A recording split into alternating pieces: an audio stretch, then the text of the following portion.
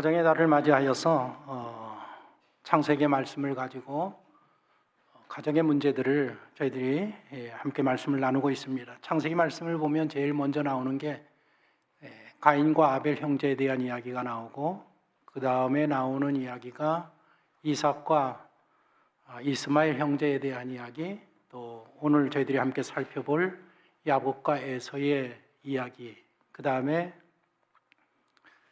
하갈과 라헬의 자매에 대한 이야기, 그리고 마지막으로 요셉과 그 형제에 대한 이야기가 창세기의 중심 줄거리로 쭉 진행되어져 가고 있습니다.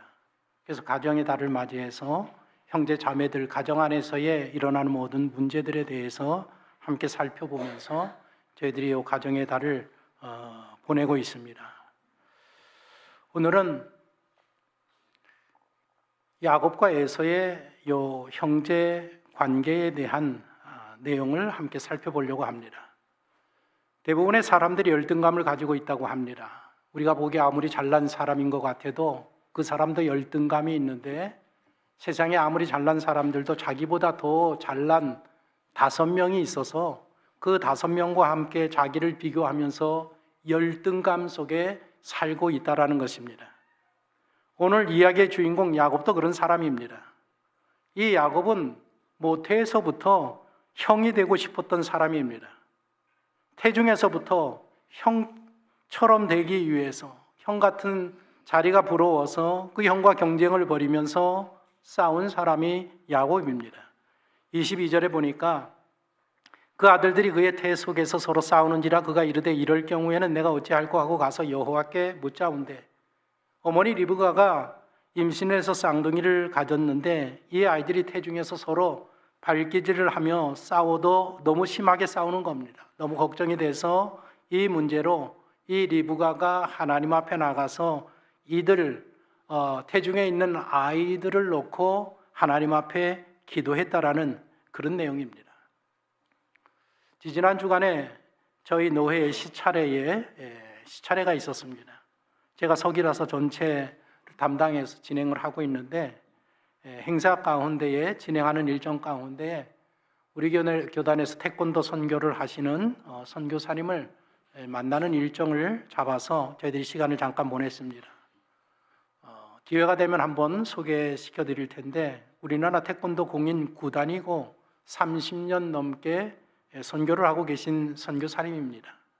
미국에서 유학 갔을 때에 그분도 유학으로 오셔가지고 만나게 돼서 알게 되었고, 저희 교단의 목사님이 되셨는데 평생에 태권도로 선교를 하고 계십니다.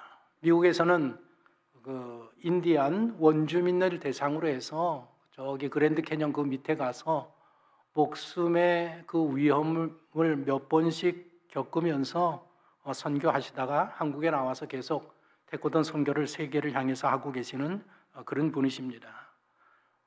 이분이 말씀 중에 무슨 말씀을 하셨는가 하면, 태권도는 하나님이 인간에게 주신 운동이라는 그런 이야기를 하셨습니다. 뉴욕 산부인과 의사 후배가 있는데 그분을 만나서 물어봤답니다. 사람이 어머니 뱃속에서 잉태하면 언제부터 태중에서 발차기를 하고 주먹 찌르기를 하느냐고 물었더니 임신 16주에서 20주 사이가 되면 아이들이 태중에서 이 발차기를 하고 주먹 찌르기를 한다는 것입니다. 그래서 이때에 태중에서 발차기하고 주먹 찌르기를 이렇게 많이 하는 아이들은 태어나서 건강한 아이들이 된다라는 그런 이야기를 답으로 들었다라는 것입니다.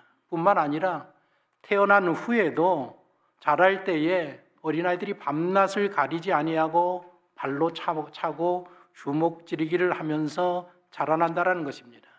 선교사님 하시는 말씀이, 이 태권도 발차기 주먹 찌르기는 관절을 늘려주는 운동이기 때문에 이 태권도를 하면 나이가 들어도 건강 유지하는 최고의 비결이다.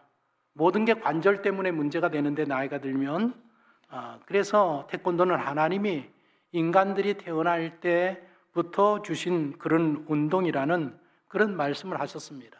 지금도 당신 도장에서 가장 연세가 많으신 권사님이 계시는데 84세 되셨는데 태권도를 하시는데 얼마나 건강한지 모른다라는 그런 말씀을 하셨습니다. 에서와 야곱이 모태 중에 서로 발차기와 주먹 찌르기 대련을 하는 그런 형제들이었습니다. 이 두 형제는 쌍둥이로 태어나지만 외모는 거의 비슷했겠죠. 성격도 취향도 기질도 달랐습니다. 형은 아주 남자답고 태어날 때부터 털이 많은 털보로 태어났고 근육질에다가 외향적인 성격, 다혈질이고 즉흥적이고 아주 남자다운 쾌남, 기분파에 해당하는 그런 남성이었었습니다. 반대로 동생 야곱은 여성스러운 남자였었습니다. 차분하고 내성적이고 예쁘장하게 생겼고 활동도 잘 하지 아니하고 사교성이 떨어져서 밖에 나가 놀지 아니하고 늘 엄마를 따라다니면서 엄마와 대화를 나누는 그런 남성이었었습니다. 이 두 남자 중에서 여성들이 소원하는 남자가 누구겠습니까? 에서일 것입니다. 마을의 모든 처녀의 선망의 대상인 에서는 벌써 3명의 아내를 두는 그런 남성이 됩니다. 에서가 3명의 아내를 두는 동안에 야곱은 연애 한번 해보지 못한 그런 미혼의 남자, 처음으로 사랑에 빠진 게 77, 77세에 사랑에 빠져서 84세, 84살에 겨우 장가간 남자가 야곱입니다. 아버지는 남자다운 에서를 사랑했고 어머니는 늘 옆에서 친구처럼 붙어 다니는 그리고 일상을 도와주는 이 동생 야곱을 사랑을 했습니다. 야곱은 어려서부터 형이 부러웠습니다. 형 같은 사람이 되고 싶었습니다.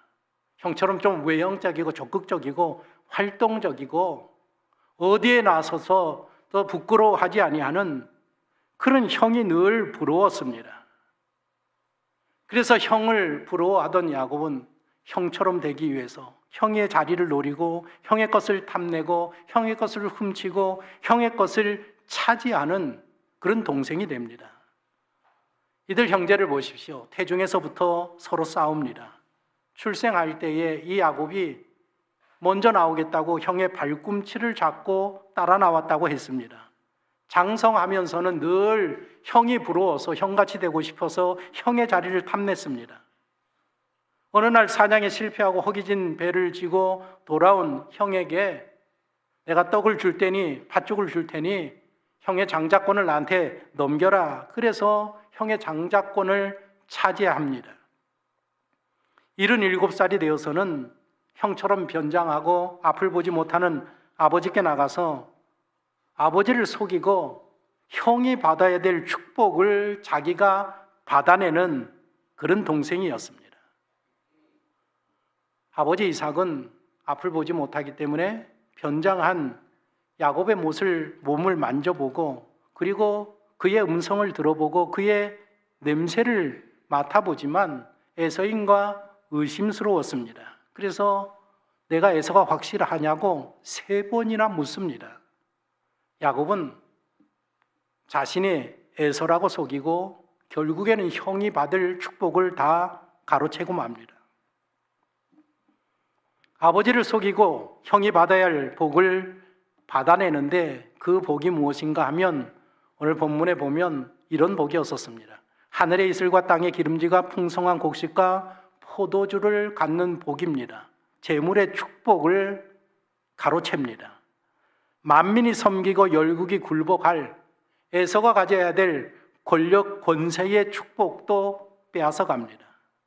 재물과 권세의 복은 누구에게 약정된 복인가 하면 형 에서에게 분당된 에서가 받을 복이었었단 말입니다. 야곱은 이처럼 형이 받아야 될 세상의 복을 탐냈고 아버지를 속여서 그 복을 차지합니다. 당연히 자신의 복을 도적질당한 형이 가만히 있겠습니까? 분노합니다. 아버지는 에서를 사랑했습니다. 에서도 아버지를 극진히 사랑했습니다. 유대 전통에 보면 에서만큼 효자 중에 효자는 없다라고 그렇게 이야기들을 합니다. 모든 축복을 다 빼앗긴 에서가 아버지에게 매달리면서 울면서 복을 간구합니다. 그래서 이 아버지가 그 형 에서에게 주는 복이 있는데 그 복이 무엇인가 하면 성경에는 이렇게 기록이 되어 있습니다. 내 주소는 땅의 기름짐과 하늘 이슬에 멀 것이다. 칼을 믿고 너는 살게 될 것이다. 아우를 섬기게 될 것이다 하면서 중요한 말을 하는데 40절에 보면 내가 아우를 섬길 것이며 내가 매임을 벗을 때에는 그 멍에를 내 목에서 떨쳐버리리라. 성경은 히브리어로 써 있습니다. 우리 한글도 어렵다고 하지만 히브리어는 더 어렵습니다. 왜냐하면 한 단어 안에 그 뜻하는 내용이 너무 많기 때문에 그 해석하기가 쉽지 않은 게 히브리어입니다. 지금 형 에서에게 사랑하는 아버지가 그 축복 내리는 내용의 번역을 보면 우리 한글 번역을 한국이나 영어 번역에서는 좀 원어에서 약간 빗나간 번역인데 제대로 된 번역이 무엇인가 하면 이렇게 이야기하는 겁니다. 아들아, 걱정하지 말아라. 세상에는 기름진 땅과 이슬이 충분하다. 동생과 너와 나누어 갖기에도 충분하다. 그러나 너는 칼을 믿고 살 것이고 동생을 섬기게 될 것이다. 그러나 내 동생 야곱이 만일 자기가 받은 복을 남용할 때에는 야곱이 너의 것을 가로챈 모든 복을 잃게 될 것이고 네가 동생을 섬기는 데에서 벗어나게 될 것이다 라는 그런 내용의 말씀입니다. 이 대목에서 우리가 하나 생각해야 될 문제가 뭔가 하면 야곱이 형을 속이고 아버지를 속이고 하나님이 내려주시는 축복을 받습니다. 하나님이 축복하시겠습니까? 우리가 사람은 속일 수 있어도 하나님은 속일 수가 없는 것입니다. 자신의 복을 다 빼앗긴 형이 스스로 다짐합니다. 아버지가 연세가 많으시고 앞을 보지 못하시니 이제 살 날이 얼마 남지 않았다. 아버지가 돌아가시기만 하면 내가 당장에 동생을 죽이리라. 아버지가 살아계시는 동안에는 효자이기 때문에 어떻게 할 수 없지만 아버지가 돌아가시면 나를 속이건 저 동생을 죽이겠다라고 그 독백하는 독백을 어머니 리브가가 듣습니다. 이들 형제 나이가 그때 77이었습니다. 동생 야곱은 나이 77 될 때까지 형처럼 되고 싶은 사람입니다. 형의 모든 것이 부러웠던 사람입니다. 77년의 인생을 형처럼 되고 싶은 마음을 가지고 살아오고 있는 그런 아들입니다. 그 어머니가 에서의 독백을 듣고 이러다가는 두 아들을 하루아침에 다 잃겠구나. 둘 다 살려야 되겠는데 어떻게 하면 좋을까? 머리를 싸매다가 친정집으로 야곱을 피신시키는 게 좋겠다 생각하고 남편을 설득합니다. 며느리 핑계를 댑니다. 여보, 에서가 두 며느리를 드렸는데 저 믿지 아니하는 이방 여인을 들여서 며느리들이 내 마음에 드는 아이들이 아무도 없습니다. 나는 희망이 없습니다. 저 며느리들이 저는 내게 무슨 희망이 있겠습니까? 그러니 이 둘째 야곱을 내 친정 하란에 보내서 거기서 신앙 좋은 며느리를 얻어야 내 그래도 말년에 마지막 희망이 있지 않겠습니까? 소망이 있지 않겠습니까? 그렇게 남편 이삭을 설득해서 아버지가 아들을 야곱을 하란으로 보냅니다. 아들을 보내면서 당부하기를 야곱아, 넌 반드시 신앙의 여인과 혼인을 해야 된다. 공호댁에 가서 거기서 신앙 좋은 여자를 꼭 만나야 된다. 그러면서 길 떠나는 아들을 위해서, 어린 아들이 아닙니다. 몇 살인지 아십니까? 77세 77입니다. 77에 아들을 보내면서 축복 기도를 합니다. 그런데 이번에는 속아서 기도하는 게 아니라 속지 않고 이미 하나님이 야곱에게 주시기로 약속된 그 축복을 이 야곱에게 축복의 기도를 합니다. 28장 3절 4절을 보십시오. 같이 읽어보겠습니다. 전능하신 하나님이 내게 복을 주시어 내가 생육하고 번성하게 하여 내가 여러 족속을 이루게 하시고 아브라함에게 하란에게 주시되 너와 함께 내 자손에게도 주사 하나님의 아브라함에게 주신 땅 곧 내가 거류하는 땅을 내가 차지하게 하시기를 원하노라. 바로 이 복이 야곱이 하나님으로부터 받도록 이미 정해져 있는 그런 복이란 말입니다. 이 복을 읽어보십시오. 재물의 복이 아닙니다. 세상 권세 권력에 대한 복이 아닙니다. 그런 건 다 세상의 복입니다. 그건 형 에서에게 주어질 분복이었었습니다.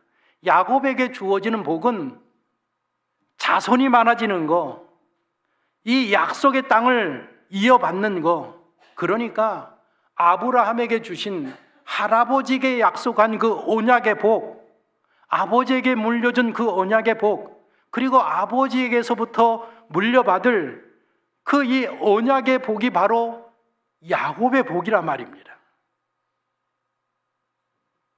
그 축복의 기도를 받고 집을 떠나서 삼촌의 집에 도착을 합니다.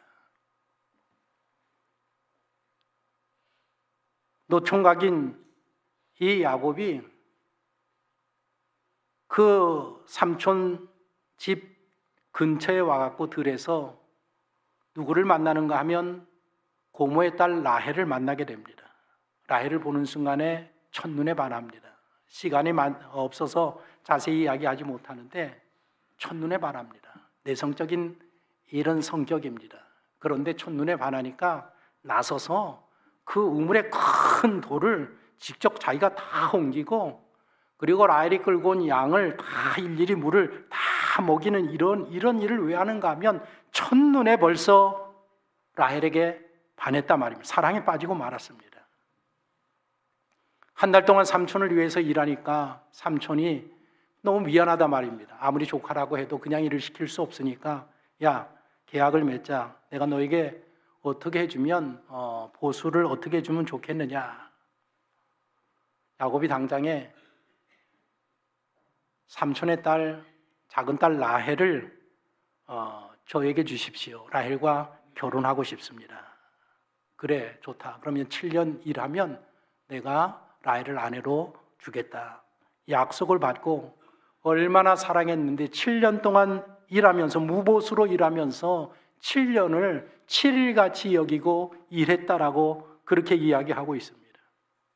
그리고 마침내 7년 만에 첫사랑과 첫날 밤을 갖게 됩니다. 그런데 이 삼촌의 계략으로 아침에 눈을 떠보니까 라헬이 아니고 그 언니 레아였었습니다.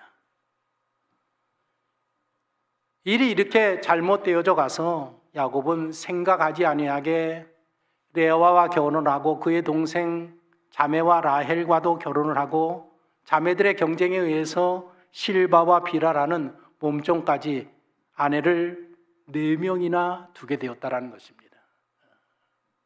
어떻게 부럽습니까? 저는 한 사람하고 사는 것도 버겁습니다. 4명을 거느리고 살려니 얼마나 힘들겠습니까?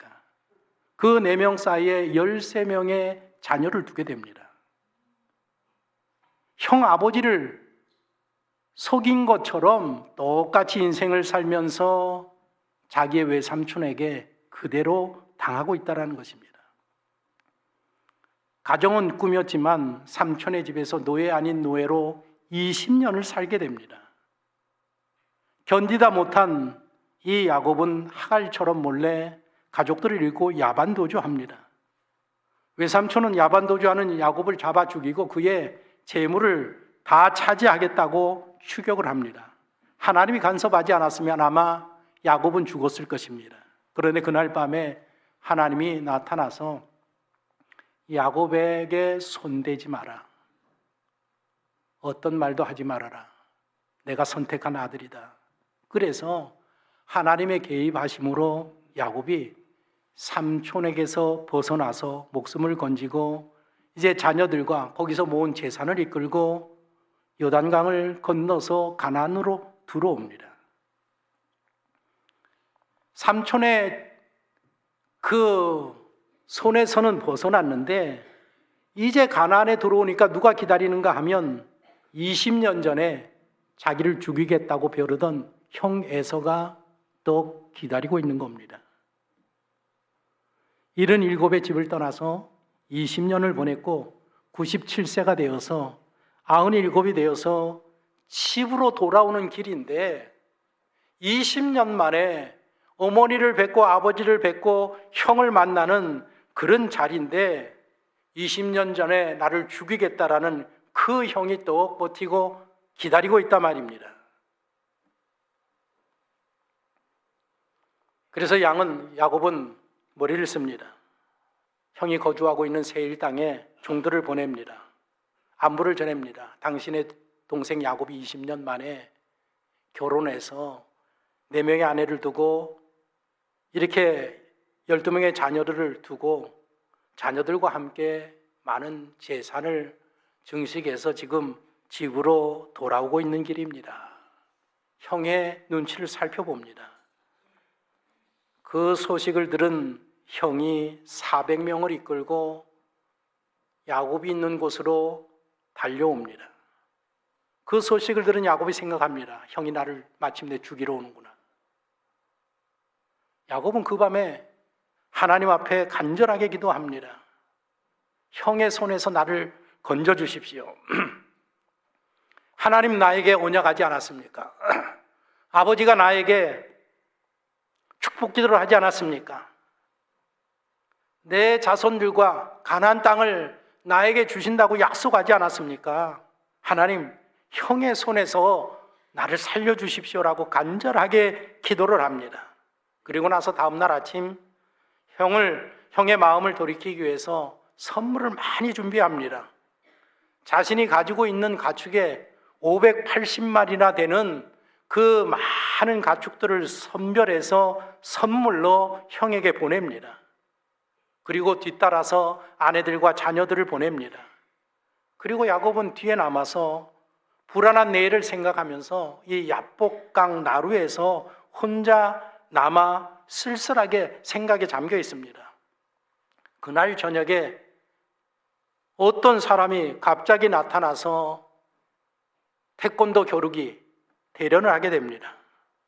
여기 성경에 야곱 앞에 갑자기 나타난 이 사람이 누군가? 호세아 선지자는 성경을 보면 천사라고 이야기를 했고 유대인들 전통에는 에서를 보호하는 수호 천사라고 했고 야곱은 본인 스스로가 이분은 하나님이라고 그렇게 이야기를 했습니다. 야곱에 의하면 밤새도록 하나님을 붙들고 겨루기 시합을 합니다. 승부가 나지 않습니다. 날이 새우는데 승부가 나지 않습니까? 결국에 하나님은 할 수 없이 야곱의 허벅지 관절을 골절시키면서 그 겨루기가 끝이 납니다. 그 고집을 보면서 하나님께서 야곱의 이름을 이스라엘이라로 바꿔주십니다. 이스라엘 뜻이 무엇인가 하면 하나님과 사람들과 겨루어 이겼다라는 그런 뜻입니다. 더 나아가서 무슨 의미인가 하면 자기 자신과 싸워서 이겼다라는 그런 의미입니다. 하나님이 변화시키려고 하는데 지금 이 나이가 몇 살인가 하면 몇 살입니까? 97세입니다. 100세 다 되는 나이입니다. 그런데 이 도무지 변하지 않았단 말입니다. 변해야 되는데 거듭나 새 사람이 돼야 되는데 거듭나지 아니하니까 하나님께서 할 수 없이 그의 허벅지 관절을 쳐서 다리를 못 쓰게 해서 항복하게 만든단 말입니다. 강권적으로 하나님께서 개입하셔서 관건적으로 이 야곱의 성격과 성품과 신앙과 믿음을 변화시킨단 말입니다. 그래서 새로워지는 것입니다. 이렇게 야복 나루에서 하나님과 씨름했다라는 이 사건은 이때 야곱이 하나님을 만나서 변하여 새 사람 되었다라는 것입니다. 옛것이 지나가고 새 것이 되었습니다. 어떻게 바뀌었느냐? 사람이 완전히 바뀝니다. 형을 만나러 가는데 이제는 자기가 제일 먼저 앞에 나갑니다. 앞서서 나가서 형을 만납니다.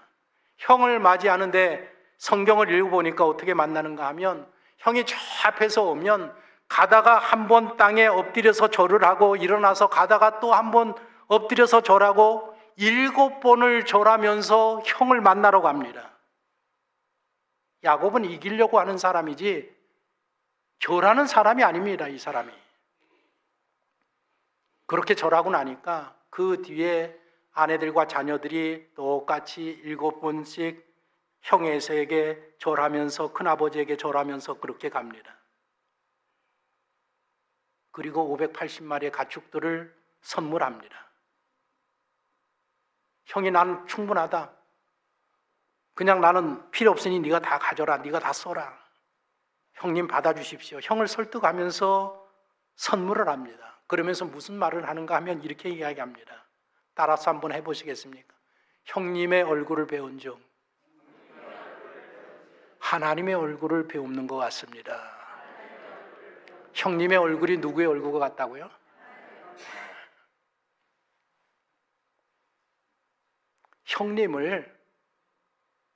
형님을 이겨먹으려고 했는데 이 사람이 변해서 형님을 하나님처럼 생각하고 섬기는 그런 야곱으로 변화되었다는 것입니다.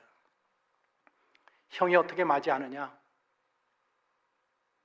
33장 4절 보시겠습니까? 한번 읽어보겠습니다. 시작. 에서가 달려와서 그를 맞이하며 안고 목을 어긋 맞추어 그와 입 맞추고 서로 절하고 와서 서 있는 야곱이 달려가는 게 아니라 형 에서가 먼저 달려와서 그를 맞이하여 안고 목을 어긋 맞춰서 그와 입을 맞추고 서로 크게 울었다라는 것입니다. 형 에서는 동생에게 복수할 마음이 전혀 없었던 것입니다. 동생에게 달려나가서 동생을 끌어안고 입을 맞추고 기쁨의 눈물을 흘리면서 환영하는 그런 형의 모습을 보여주고 있습니다. 남자다운 모습을 쾌남의 모습을 보여주고 있습니다.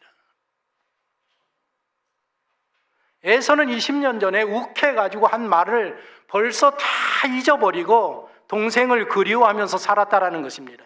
그러나 동생 야곱은, 내성적인 여성적인 이 동생 야곱은 20년 동안 형이 나를 죽이려고 한다라는, 형이 나를 미워한다라는 오해를 가지고 20년 동안 살아왔다라는 것입니다.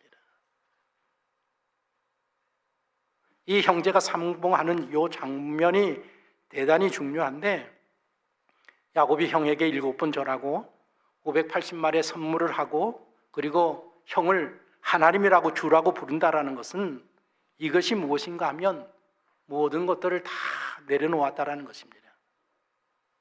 형을 속이고 자기가 받은 재물들, 형을 속이고 받은 그 권세, 권력들, 그 모든 것들을 형에게 다 돌려주는, 형이 이것은 내 것이 아니라 원래 형의 것이었습니다라고 그 모든 것들을 형에게 돌려주는 그런 모습, 그런 태도, 그것을 의미하고 있습니다.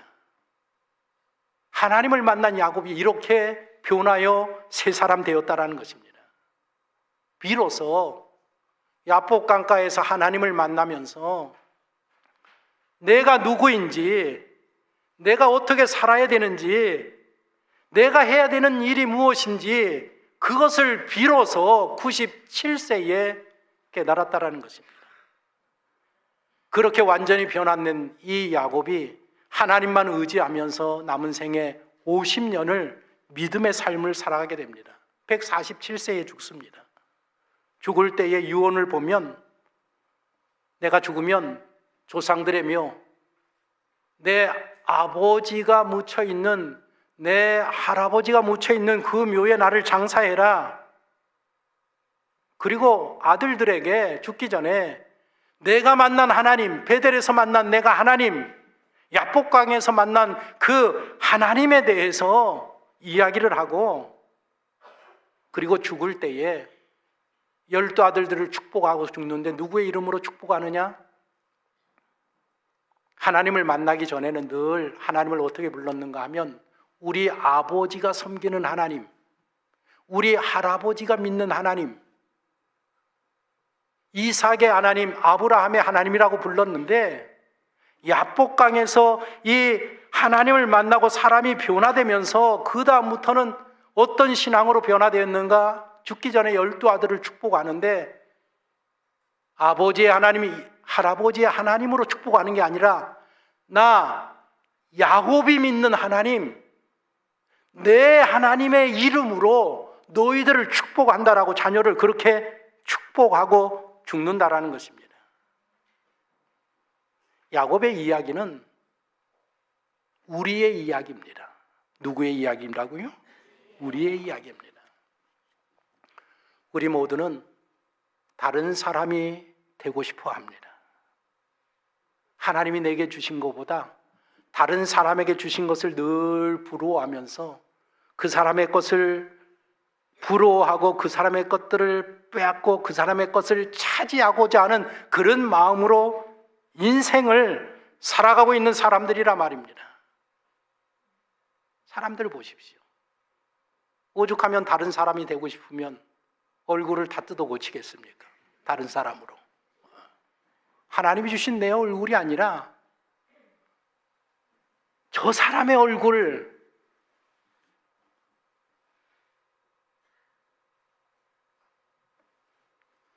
오늘 이 본문을 통해서 하나님이 우리에게 하시는 말씀이 무엇인가 하면 다른 사람이 되려고 하지 말라는 것입니다. 다른 사람의 복을 욕심내지 말라는 것입니다. 그것은 너의 것이 아니다. 너의 것은 따로 있다라는 것. 에서에게 주어진 복은 권력과 재물의 복입니다. 세상의 복은 그에게 주어졌습니다. 하나님으로부터. 야곱에게 주신 복은 언약의 복, 믿음의 복, 아브라함에게 주었던 그 신앙의 복이 야곱에게 주어진 복이지 형 에서의 복이 주어진 게 아니라 말입니다. 오늘 이 자리에 나와서 예배드리는 우리 모든 성도들에게 하나님이 주시는 복은 무엇인가 하면 세상의 복이 아니라 언약의 복이 주어졌단 말입니다. 아브라함에게 주어진 그 땅과 자손, 언약의 복, 신앙의 복, 믿음의 복이 우리의 복인데 오늘 성도들이 부러워하는 게 뭔가 하면 나에게 주신 그 언약의 복이 아니라 다른 세상 사람들에게 주신 그 물질의 복, 권세의 복, 세상의 복을 늘 탐내면서 철이 들지 못한 상태로 50, 60, 70, 80, 97세가 되어가고 있단 말입니다.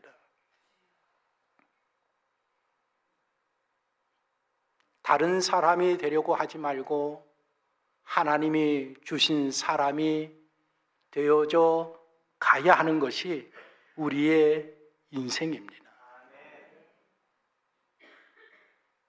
이것은 우리의 노력으로 되지 않는 것 같습니다. 저는 설교를 준비하면서 제가 많이 위로를 받는 게 야곱 같은 사람도 97세에 거듭났으면 이때 정신 차렸으면 나는 아직까지도 뭐 한 30년은 남은 것 같다. 이만큼 사람은 변하여 새 사람 되기가 어렵다라는 거 아니겠습니까? 하나님이 이 땅에 나를 선택하시고 자녀로 삼으시고 보내주셨는데 내가 누구인지를 알지 못하고 내가 어떻게 살아야 되는지를 모르고 내가 어떤 길을 가야 되는지 모르고 그리고 그저 세상에 다른 사람들이 받은 그 복을 부러워하면서 그것들을 어떻게 하든지 차지하고자 하는 큰 불행한 인생을 살아가며 인생을 허비하는 자들이 바로 우리들이 아닌가라는 생각을 해볼 수 있습니다.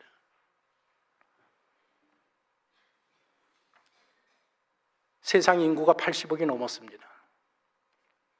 80억 인구 중에 당신하고 똑같이 생긴 사람은 아무도 없습니다. 아무도 없습니다. 무슨 뜻인가 하면 하나님은 당신을 존귀한 자로 여기신다라는 것입니다. 하나님은 당신을 존귀한 자로 여길 뿐만 아니라 이미 하나님은 당신이 받을 복을 준비해 놓고 그것을 주셨다라는 것입니다.